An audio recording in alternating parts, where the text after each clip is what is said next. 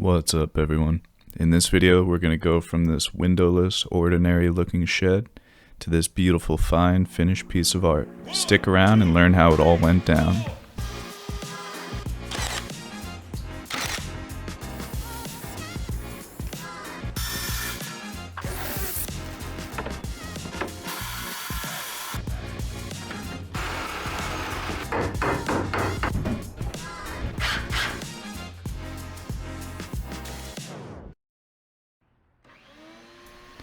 I'm using the table saw with the miter gauge to establish a nice straight line, then hogging out some of the material with a few more passes before taking it to the router table.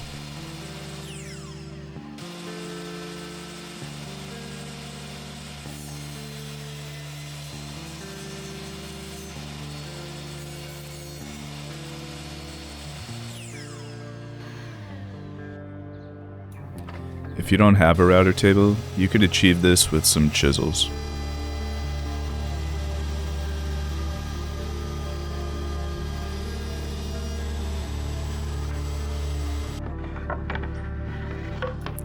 I'm using Type Bond 2 because it's all I have, but really, I should be using Type Bond 3. It's much better for exterior applications that will be exposed to the elements.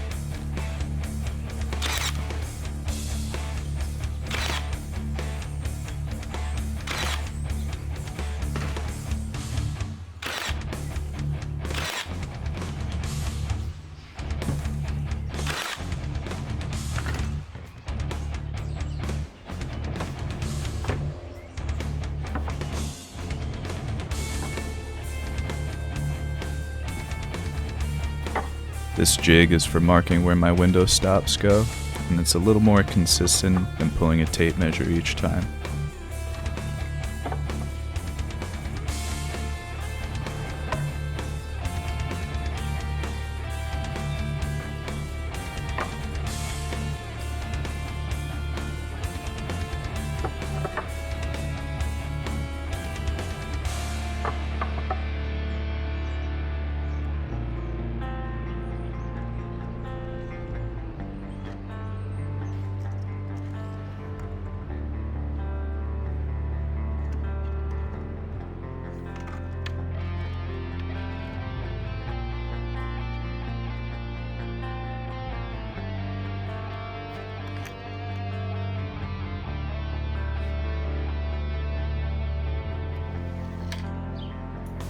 My stops are made out of the same pressure-treated 1x material, just ripped down on a table saw.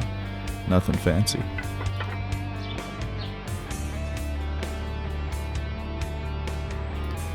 The first set of stops that face the outside of the shed are glued and nailed in place. They're a little more permanent.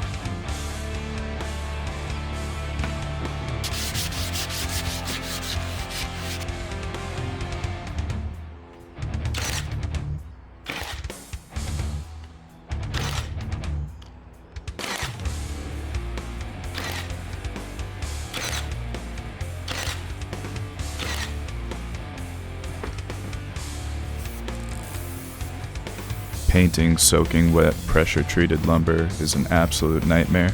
Some spots took me like 6 coats, it just kept bleeding through.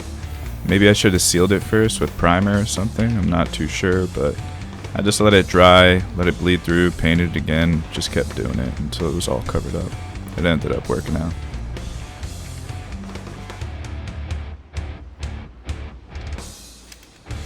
Cutting this acrylic was easy enough with a circular saw, though it wasn't perfect. There was a small amount of chipping, and the cut wasn't entirely clean. In this application, the rugged edges are hidden behind the window stops, so it wasn't an issue.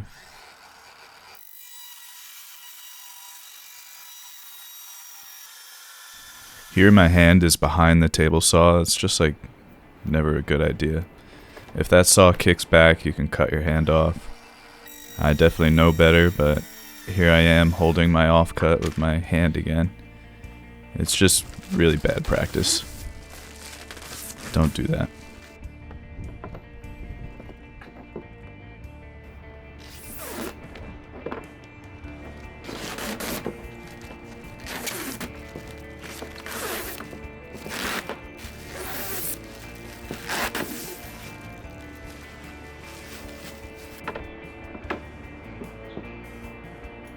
This second set of stops is attached using some countersunk screws. I figured if anything were to happen to this window, I want the ability to take it apart and replace it if necessary. Some real quality shots of my back and shoulder here. Nice work, camera guy.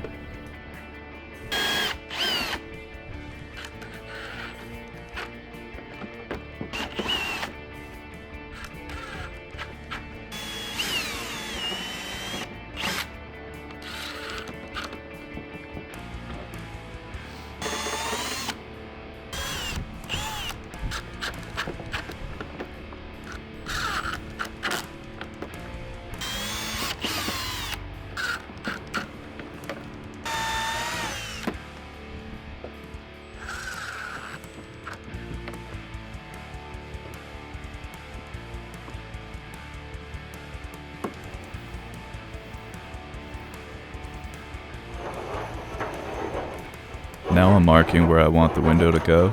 I'm using one of my 2-foot on center studs as the jamb for the window opening.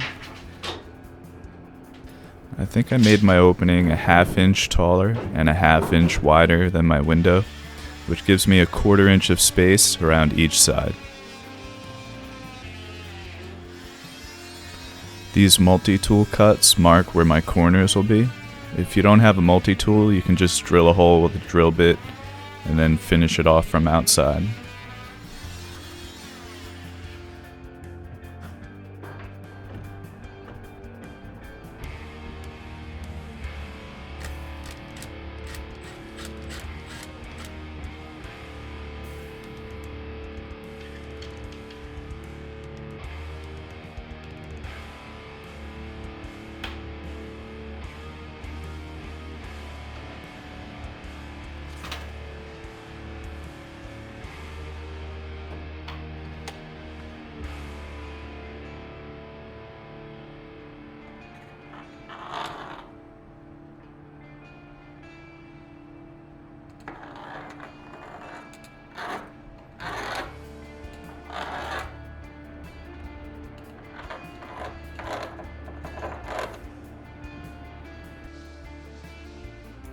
Sometimes it's easier to scratch your mark with the hook of your tape measure and then go back and mark it with a pencil.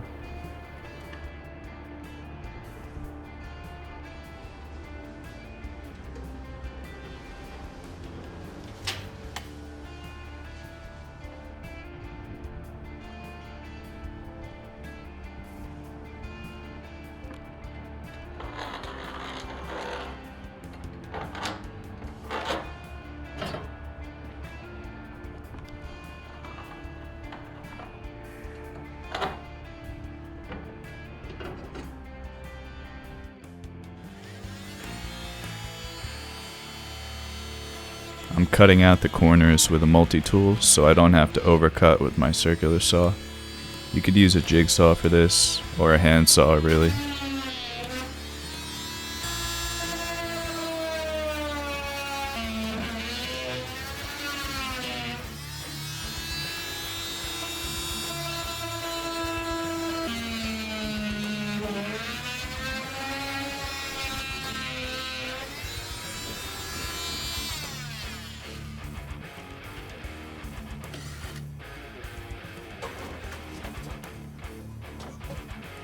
Cutting on a wall like this with a circular saw is extremely dangerous. If you aren't really experienced with a circular saw, just use a jigsaw, or you could even use a handsaw really.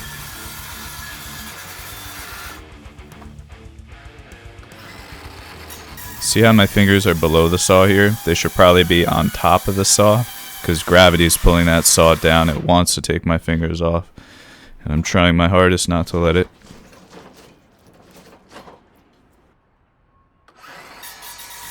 This is a do as I say, not as I do moment, because there my fingers are again below the saw.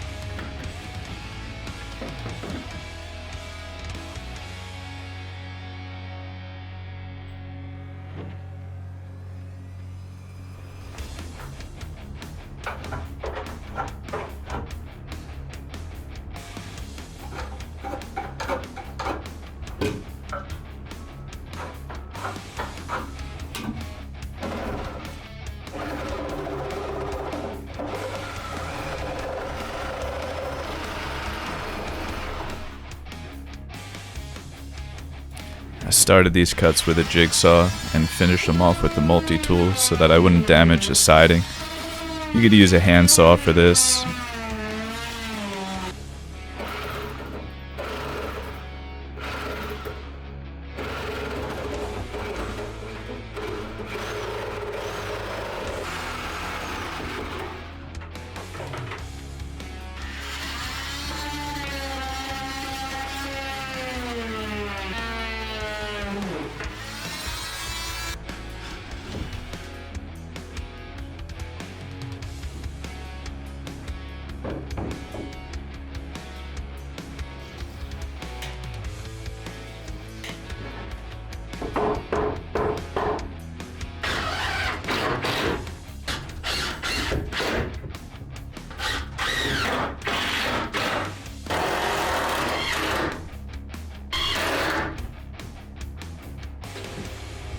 Now I'm making sure the window fits before I go crazy with the framing.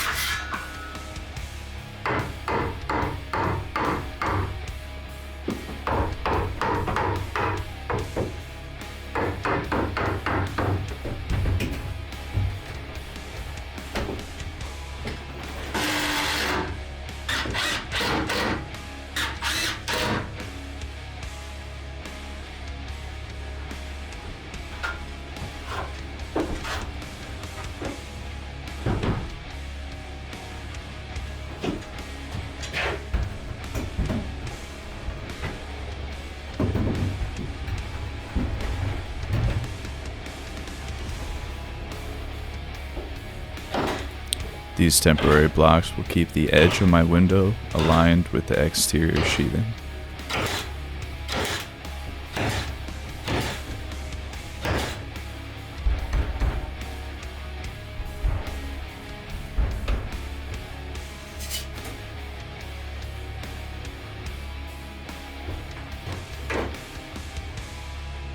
A couple of shims and a level ensure the window is installed plumb, level, and square.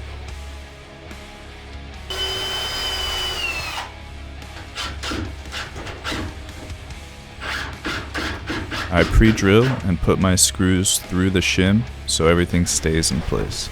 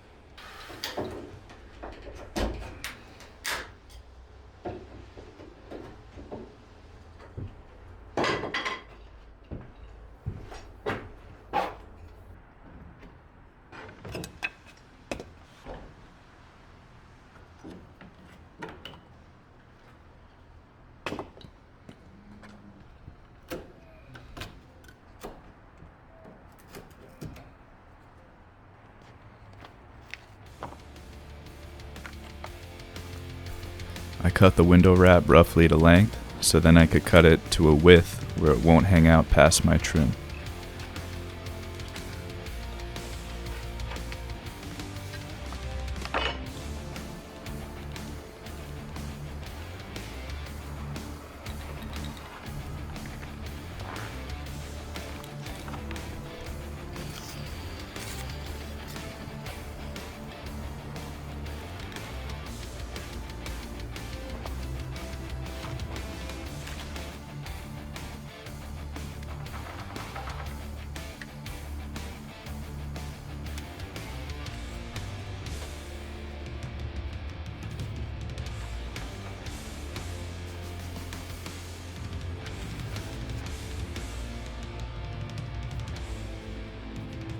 You want to install your sides first, and then the top, so that dripping water won't make its way into the seam. You also don't want to put any wrap on the bottom, so if water does find its way in, it will flow down and find its way back out. If you wrap the bottom, water can get trapped inside.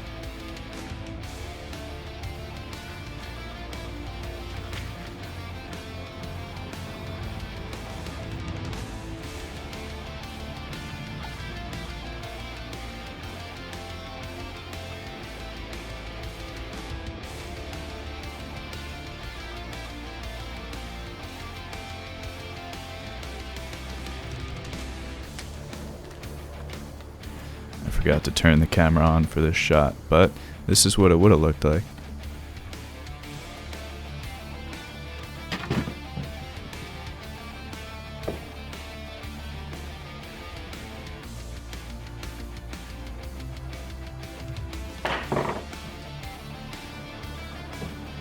Really, these side pieces should have been 3.5 inches longer, and that bottom piece of trim would have gone between the side pieces. Now my seam at the bottom, there's a horizontal seam and the water can get trapped in there. If that seam was vertically, the water would find its way down and out. But it's not the end of the world. I wasn't going to go back to the supplier and get more material and replace it. It just wasn't worth it.